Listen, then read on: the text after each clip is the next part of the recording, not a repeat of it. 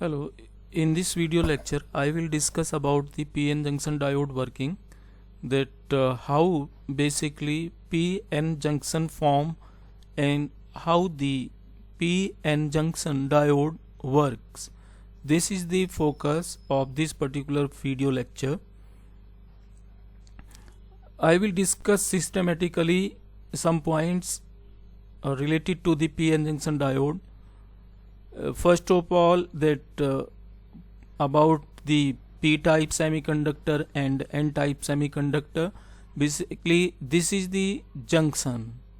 This is the combination of these two semiconductors, which are known basically extrinsic semiconductors. So P-type semiconductor and N-type semiconductor. So first of all, that if we know about the P-type semiconductor and N-type semiconductor, then there is no problem to understand the working of any electronic devices where P-N junction diode is the basic one from them. So I have categorized it into two parts. One is the left right hand side, that is basically intrinsic semiconductor, which is the primary stage of the extrinsic semiconductor, and then after I will discuss about the semiconductor materials. This is basically in reverse direction. So if in short I say that if you know the basic atomic structure of the silicon and germanium, that is the semiconductor materials, then it will be easy to understand that how the intrinsic semiconductor works. And then ultimately when we adopt some trivalent or pentavalent impurities into the intrinsic semiconductor, then these P-type and N-type semiconductor forms. So this is one of the section of PN junction diode to understand it better. And then I will discuss about the depletion region, and after that, if we provide biasing that is of two type, and forward bias or reverse biasing, then what happens, and we will discuss about the characteristics of the diode, right? And then after we will see the application, what are the uses of PN junction diode, because it is a important part of the electronics. So these two basically categories are important to understand the diode device, right? So this is the planning of this lecture. So first of all, in periodic table, you know that silicon and germanium are the element of the fourth group, and carbon, silicon, germanium, these three lies into the fourth group into the periodic table. Boron, aluminum and gallium, these lies into the third group, and nitrogen, phosphorus, arsenic, these lies into the fifth group. So generally carbon, silicon, germanium, these are the basically category of semiconductor materials in which the silicon and germanium we use for the electronics purpose. So first of all, silicon, as shown here, that silicon has atomic number 14, that is shown here into this picture. The atomic structure of the silicon. So Z is equal to 14, that means it's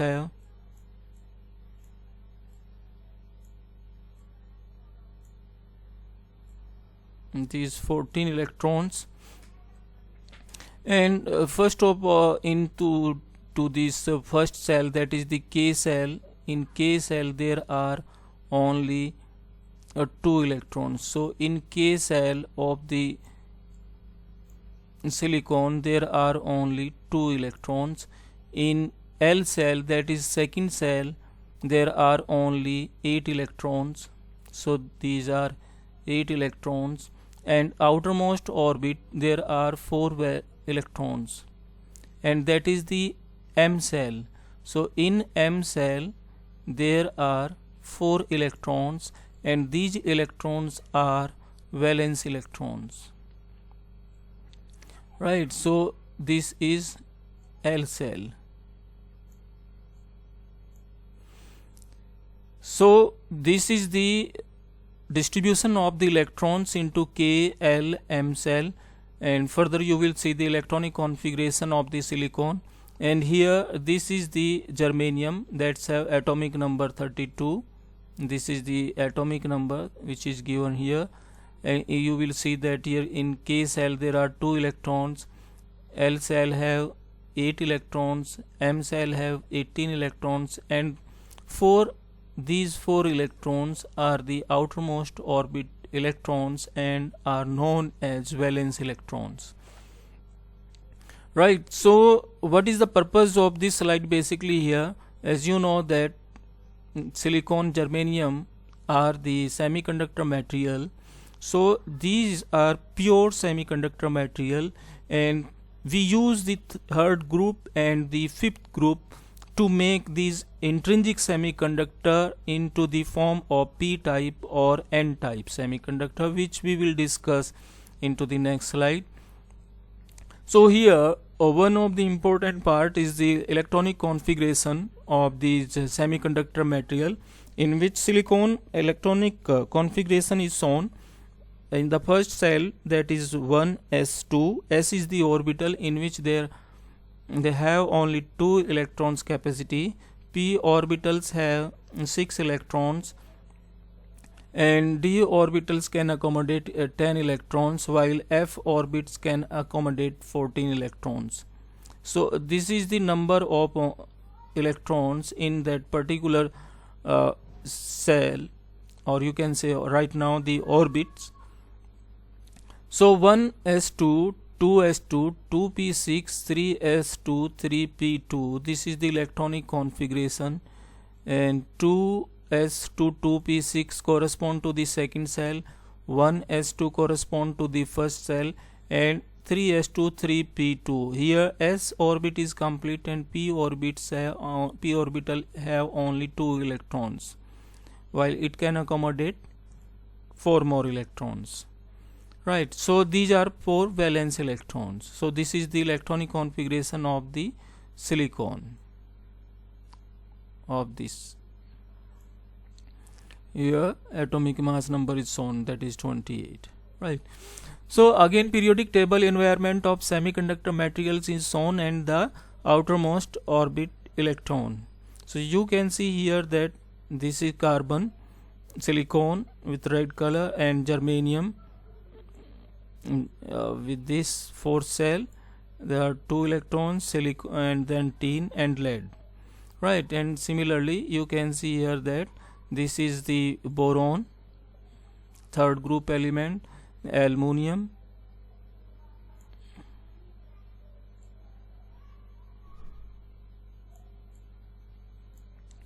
gallium, indium, titanium, and nitrogen, phosphorus, arsenic, antimony, and bismuth. These lies into the 5th group. So we use 5th group as a pentavalent impurity, and this 3rd group as a trivalent impurities, right? So this is the purpose of this periodic table, to tell that these are the trivalent elements, and this the next one is the pentavalent, and silicon, germanium lies into the 4th group. It means there are 4 electrons in outermost cell. So if we see this graph carefully, here we have shown that energy band diagram, and this shows for the carbon basically which lies into the 4th group, this one, and silicon also lies here, germanium also lies here, tin also lies here, lead also lies here. So why these elements don't show the semiconductor properties? What is the reason behind of that is shown basically with this picture, right? Here you can see that the energy gap is of the order of 5.5 electron volt, and this energy gap is for the carbon. So carbon is insulator because of this high energy gap, between the valence band and conduction band.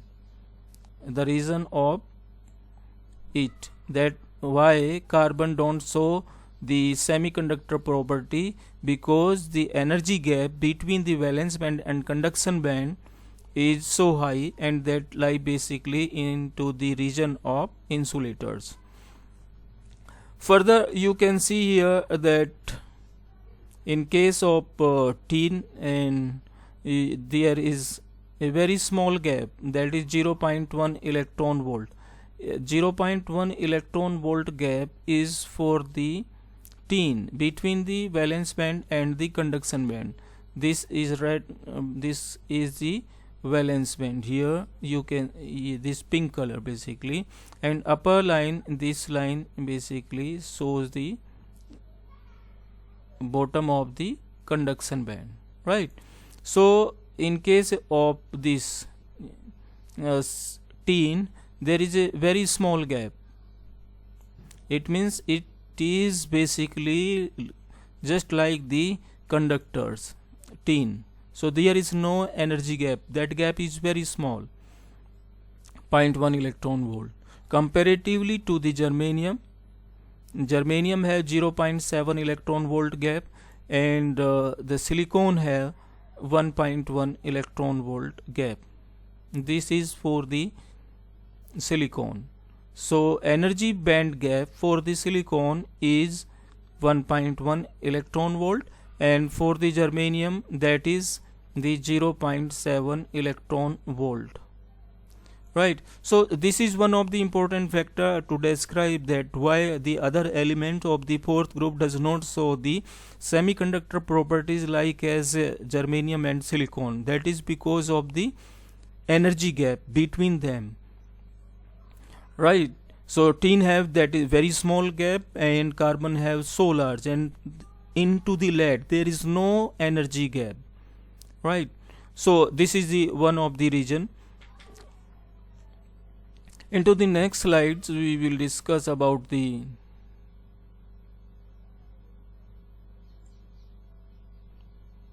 intrinsic semiconductor, that now the idea of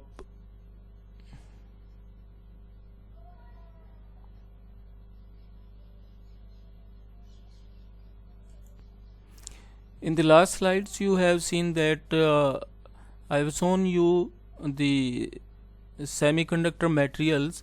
They are silicon and germanium, and then after we discuss about the electronic configuration and energy band diagram. So you know that silicon atomic number is 14, the Z is equal to 14,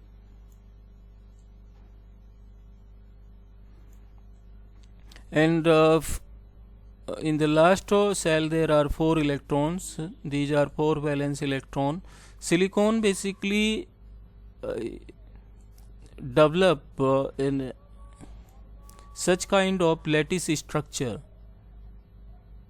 It makes covalent bond with the neighbor. This is the second element of the silicon, third one like this. So it is basically makes the covalent bond with the neighbor. It's sharing basically the outermost electron to make the stable configuration. So here you can see that this silicon atom, these silicon atoms have 4 electrons in outermost orbit. This one electron is sharing with the other neighbor, this one, and here this is electron of this particular element, and sharing the other electron with of this atom, and similarly these one, right? So here this structure is known as pure structure, intrinsic semiconductor, intrinsic structure of the silicon, right? So basically what happens when we provide some energy, or we keep provide energy by the way of temperature, increase the temperature, then what happens, these bonds basically starts to break up, this covalent bond breaks, and as a result the electrons basically starts to free, because these are outermost electron and loosely bound with the nucleus. So as we increase the temperature, electrons becomes free and provide current into the intrinsic semiconductors, but the amount of this current is very small, so conductivity is small, right? So what happens when this electron basically eject from here, this other electron of the neighbor basically try to fill this vacancy, and this cycle basically continues going on. So now in the first case, when temperature increases, these electrons eject from this bonding, this bond basically breaks, and as a result their neighbor electron fill this vacancy, and further the near about electron fill the second vacancy, and this process going on into the intrinsic semiconductor also, right? So by this way you see here hole and electron also in intrinsic semiconductor, but the point is what the total current is very small, the conductivity is very small in the intrinsic semiconductors. Now the point of extrinsic semiconductor, how extrinsic semiconductors are different from the intrinsic semiconductor. First point, you have seen that there is no doping of the trivalent or pentavalent impurities into the intrinsic semiconductor. There are only pure silicon or germanium atoms.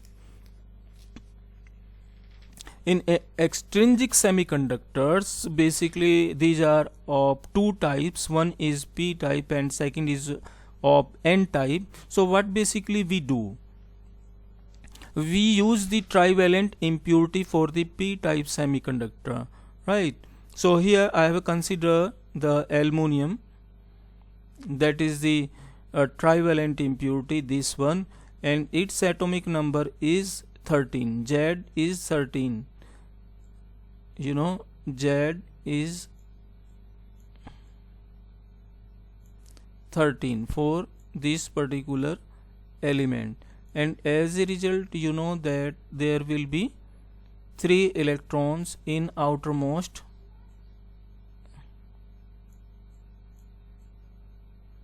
cell. So that vacancy basically is shown by the black circle here, that is the whole charge carrier. This one is shown by this way.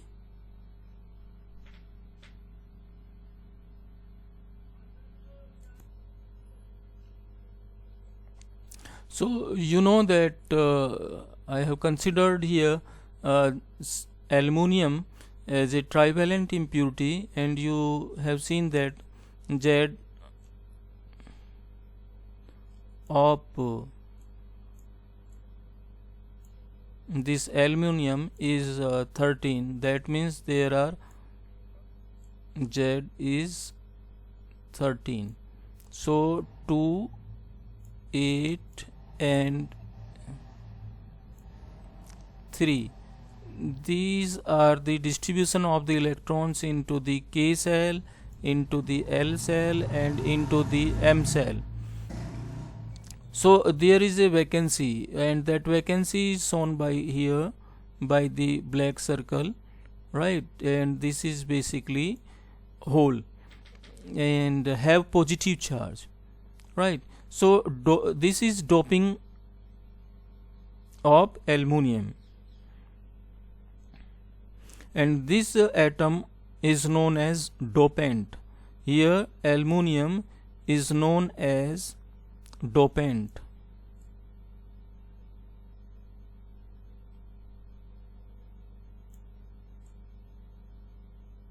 This is dopant.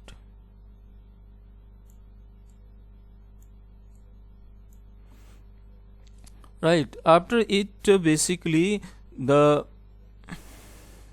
there are basically two things here which I have to mention earlier, that when we have to form P-type or N-type semiconductor, in which basically two type of dopants are required. One is trivalent and second is the pentavalent. Right, so pentavalent impurities like arsenic, antimony and phosphorus we have discussed in second slide, and trivalent impurities are indium, boron, aluminium. These are the trivalent impurities. So I have considered here aluminium as a trivalent impurity, and this impurity is acceptor impurity, right? It's required basically one electron, right? So here this basically this complete crystal structure of the silicone, when we doped a trivalent impurity, is shown by this symbol here into the left hand side by this red color arrow.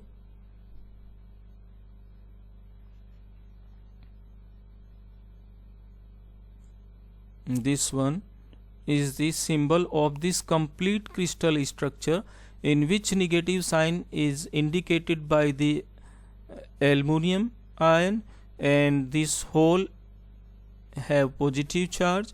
So this complete crystal structure with the near about silicon atoms of aluminium is shown with this symbol, right? So negative charge and that have associated one hole, and this is the complete symbolization of the crystal structure when we dope trivalent impurity.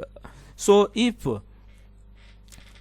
this is only for one atom of the aluminium, just for symbolization I have shown here this picture. So in this picture you see that there are nine elements of the aluminium, and each have a hole. So these hole are basically majority charge carrier, right?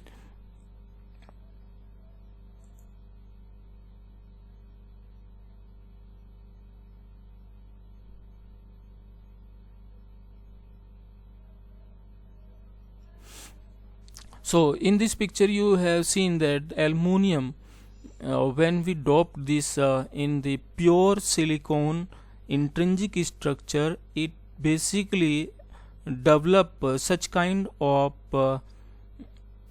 structure that is known as extrinsic structure, and is this completely this here you can see that this complete picture, this complete crystal structure with one aluminium atom is symbolized by this negative ion and circle, where negative ion indicate the acceptor impurity ion, and one hole is associated with that. If you talk about the complete P-type structure, then it will basically looks like this one, right, where each negative ion basically is the acceptor impurity ion, and each circle indicate the whole charge carrier. So in P-type semiconductor you can see that there are majority charge carrier, holes are majority charge carriers, right? And negative sign, this negative sign basically indicate to the acceptor impurity ion. So each hole, you can say that one hole is associated with the one acceptor impurity ion.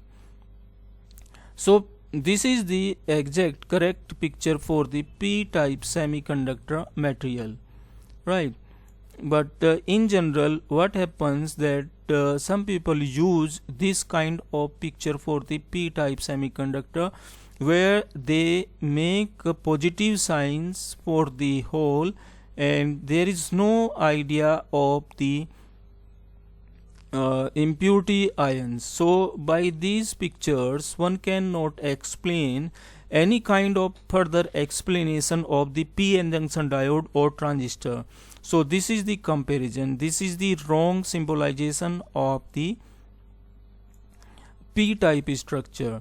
So the point is, basically in this picture you can say that here this negative sign indicate to clearly to the impurity ion, and the symbol of hole is shown by this circle, open circle, right? And you will see further in next slide that how much basically this concept is simple, and you cannot understand many phenomena by using these kind of symbols, except to say that these are P-type semiconductor, but this is not exact pictures. So don't use this kind of picture in your explanation for p-n junction diode or transistor or any other devices where you use such kind of symbols. You cannot explain exactly the electronics, or with using these symbols basically you will face the difficulty to understand the actual concept. So this is the comparison, and first comparison of the exact symbolization of the P-type semiconductor and the wrong symbolization. Because of that, many students get confused to explain the p-n junction diode working, transistor working, and such kind of working basically where we use these symbols, right, except to the energy band diagrams. So electronics is very simple if you use this exact proper symbolization of the P-type semiconductor or N-type semiconductor. So into the next slides I will discuss about the N-type semiconductor, and again the situation is or explanation is same. Here I have doped pentavalent impurity that have one electron extra, that is the free electron. Here phosphorus is considered for the pentavalent impurity purpose, that's atomic number is 15, Z is equal to 15. So these 15 electrons are distributed like 2 electrons into the first cell, 8 electrons into the second cell, and 5 electrons into the third cell, right? 2, 8, 5. So first cell have 2 electrons, second cell have 8 electrons, and into the third cell there are 5 electrons, right? So 1 electron is extra, that is basically outermost orbit electron, so it will be loosely bound in case of phosphorus. So when we provide some energy or at very normal room temperature, basically this electron starts to move from their own position to the other place, right? So because of that, there are majority charge carriers are electrons. So this symbolization of the N-type semiconductors is shown by this red color arrow, this P, and P basically here is positive because you know that phosphorus is a donor impurity and donor impurity will have positive charge. So you can make exact like this one, this positive sign for the donor impurity ion, and this is the electron, extra electron. So the symbol of this complete structure which is shown here, this one, the complete symbolization of it is only one, and that is shown by this way. This is the symbolization of this particular crystal structure of the silicone and the dopant, right? So if we talk about the N-type semiconductor material, then we have to use this particular symbol here. One this plus indicate to the donor impurity ion, and that's have 1 electron extra. Similarly for the second one, third one, and so on. So this is the symbolization, this is the complete symbolization of the N-type semiconductor material. But again, how the many people use symbolization of this n-type semiconductor either in circle form of this negative and just on this negative sign. They use like this one. So these are not the correct symbolization of the n-type semiconductor structure. If you use these kind of symbolization, you will face the difficulty to understand the working of diode and transistor, as I said earlier. So the right thing to symbolize this crystal structure of the n-type semiconductor is shown in the left hand side, this one.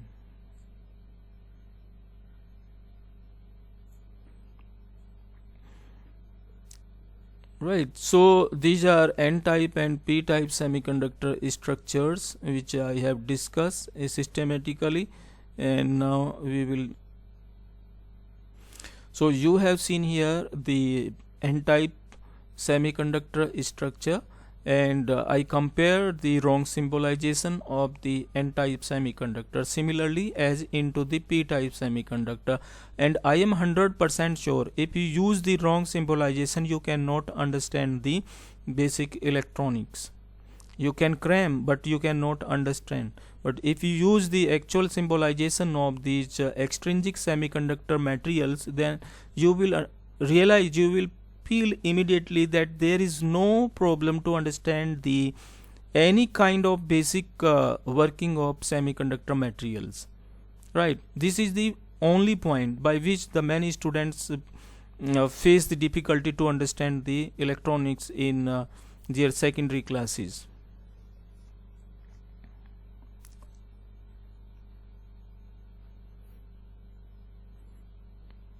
So into the next slide.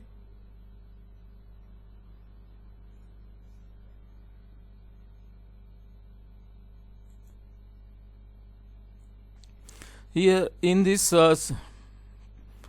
section I will discuss about the P and N junction. I have explained systematically that these semiconductor materials, silicon and germanium, lies into the fourth group. We doped the trivalent or pentavalent impurities into that silicon and germanium to make the P and N type semiconductors, and the actual symbolization of the P type and N type semiconductors. So here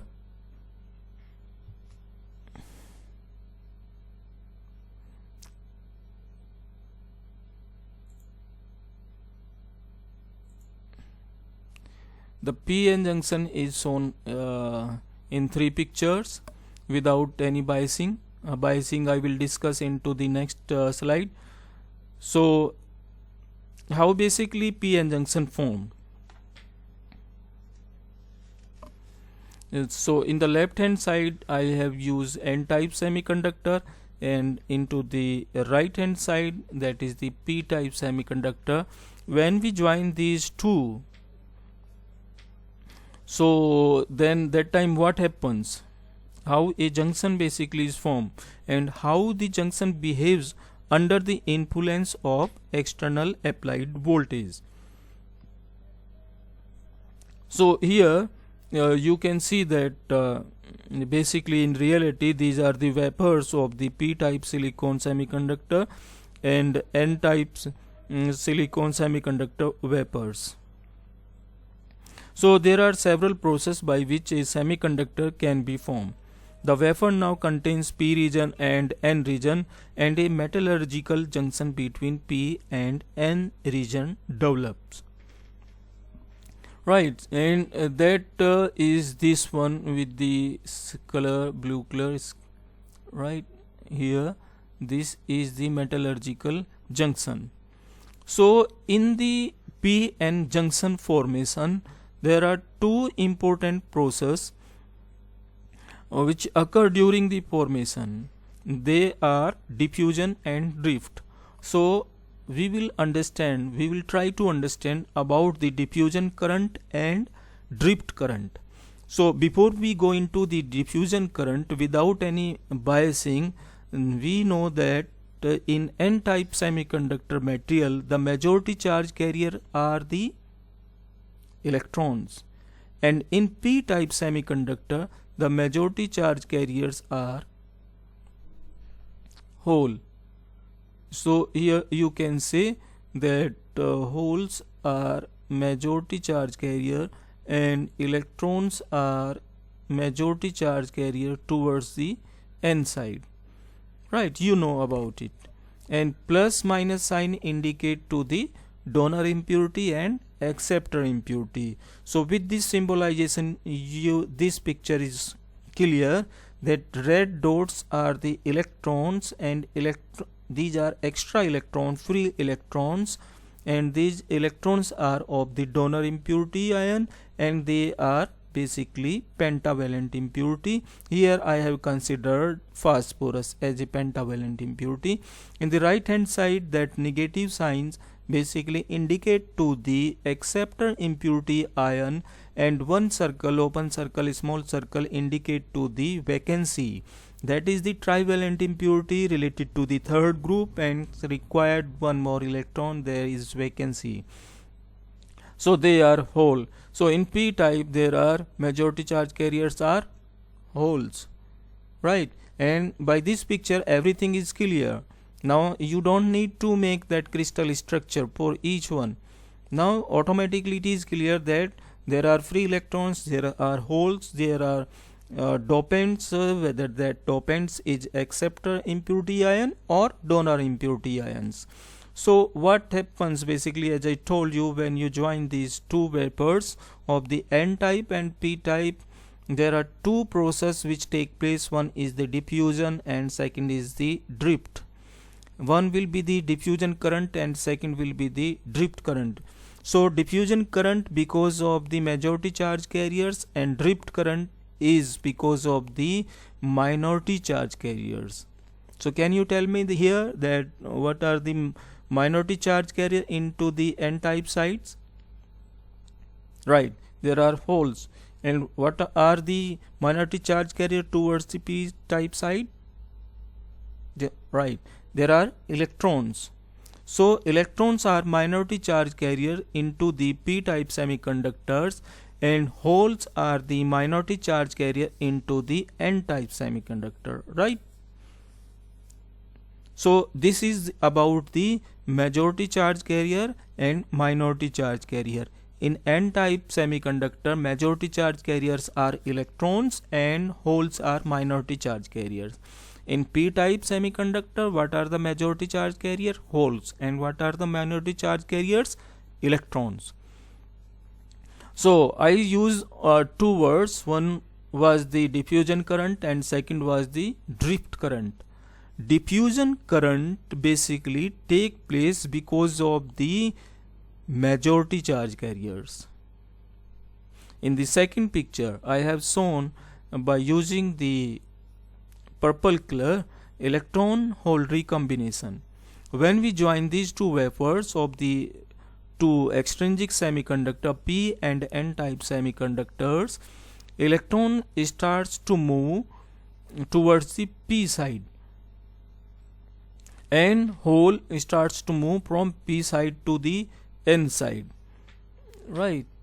So here this picture is shown by this one, this arrow indicate that this electron starts to move towards the P side, and as a result this electron hole recombination take place. Similarly for this one, near about first of all for first region, this electron hole recombination, and as a result you will see that there will be no free charge space right now because of this process, electron hole recombination.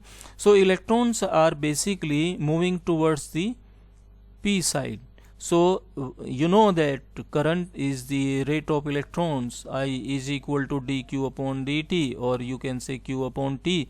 So if this is true that you can observe a small current without any biasing into the PN junction, right?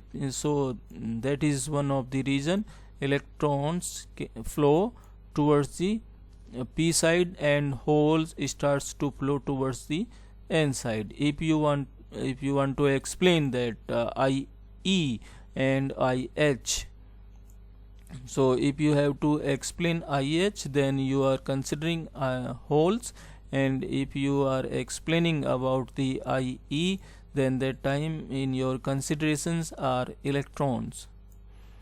But these two processes run simultaneously, there is no problem, you can use electrons and holes.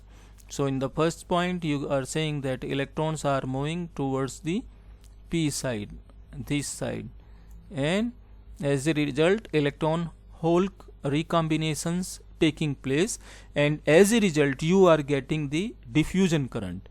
And same way you can use that these holes basically starts to move towards the n side, and electron hole recombination take place, and you observe this current IH, right? So IE and IH is the current because of the electrons and because of the holes, right? So diffusion current is because of the majority charge carriers. Now what will happen after some time when this diffusion current basically take place? Then what will happen? Some region you will observe like this one, that you know as a depletion region. In depletion region you know that there are no charge carriers, so there are no charge carrier except to the heavy ions, and these ions are of the dopant, whether that is acceptor impurity ions or donor impurity ions, because they are attached with the lattice, so they cannot move here and there, they are immobilized, right? So but there you know that there are minority charge carrier also. In p type you know that there are electrons, and into the n side there are holes, so you know that these holes will attract towards these negative ions, and these electrons will attract because of this potential of these ions, and further they will start to recombine to each other, and as a result you will get the drift current. So drift current is because of the minority charge carrier, and at one stage you will see that diffusion current and drift current is equal, and then that time there is no flow of charge carriers across the junction.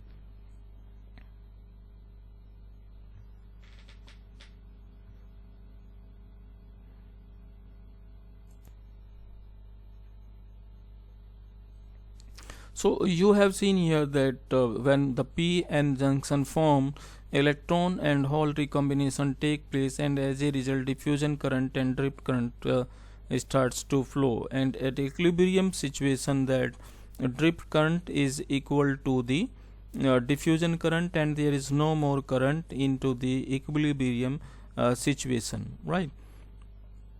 So this one was one of the important point to understand about the diffusion current and drift current, which I told you that diffusion current is because of the majority charge carrier, and drift current is because of the minority charge carrier, which I discussed in the first part of this slide, right? So depletion region is of the order of some micrometer. That region there is no free charge available right now to move, and there are only immobile ions of the acceptor impurity, or you can say donor impurity. So I have shown here these donor impurity ions, and those donor impurity ions are shown by the red color symbols. These are the donor impurity ions.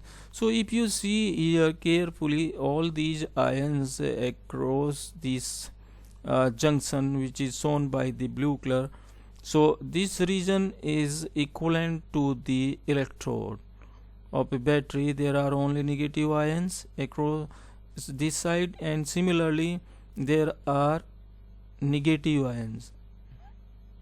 This is the negative and this side was the positive. These are positive ions. So if you consider all these ions and the electric field of these ions, total ions, that behaves basically like an electrode of a battery, right? And because of that, I have shown here the symbol of battery for this region. In this region, what happens basically, the electric field direction is from plus to minus side.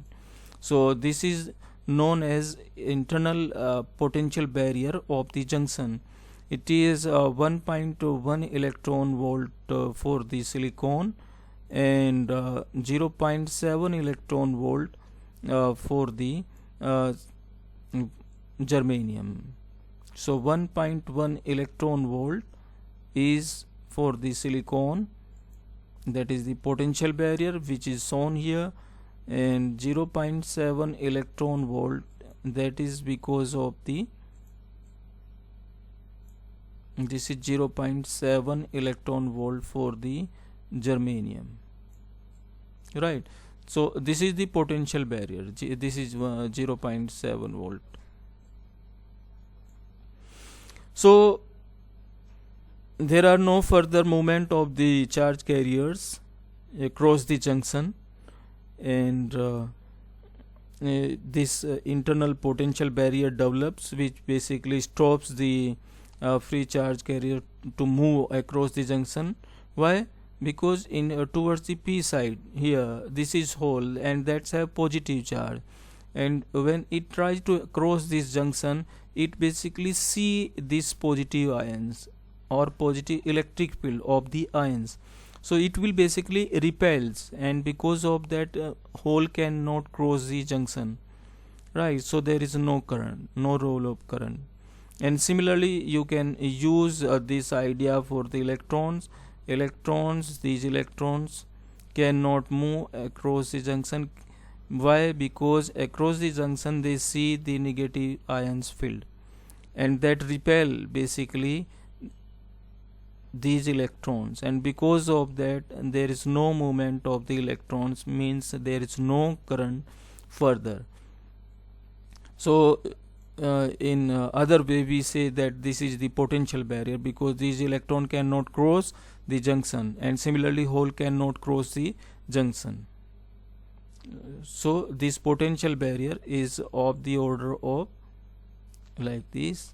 This potential barrier is 1.1 electron volt for the silicon, and potential barrier in case of germanium, that is 0.7 electron volt, and because of that germanium is more useful as compared to the silicon, right? Because of this potential barrier, internal potential barrier. So in the next slide I will discuss about the biasing of p-n junction. I hope I have made some idea clear here.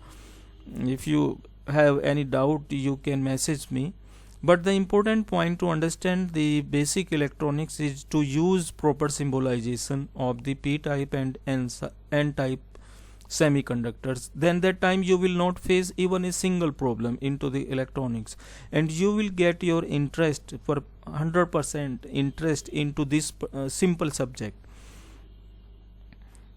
right? So in the next section I will discuss about the biasing, that is the forward biasing or reverse biasing.